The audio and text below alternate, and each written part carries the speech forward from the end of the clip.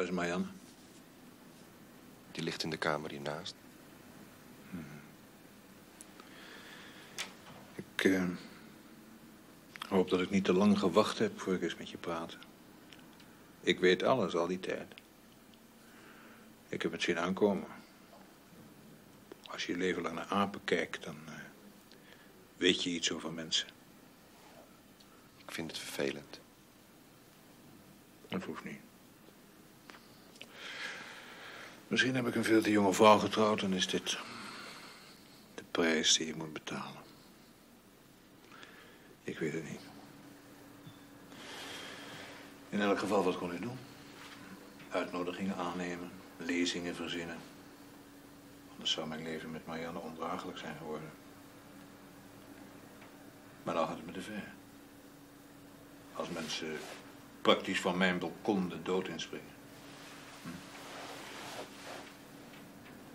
Is dat wat je het meeste dwars zit?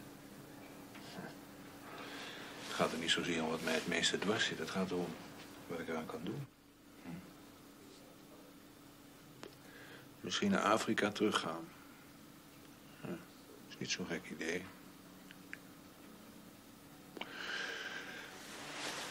Die reclasseringsman heeft mij gevraagd om eens met jou te praten. Dat is onzin. Wat voor raad moet ik jou geven? Nee. Ja, dat vroeg ik. Wat moet ik zeggen? Zoiets als... zoek jezelf een vrouw. En wees niet te kritisch, want geen mens moet te goed bekeken worden. Maar misschien heb je aanleg voor vrijgezel. En dan is zo'n raad ook onzin.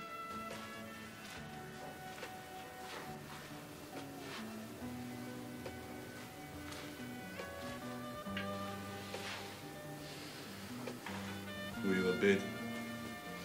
Ja.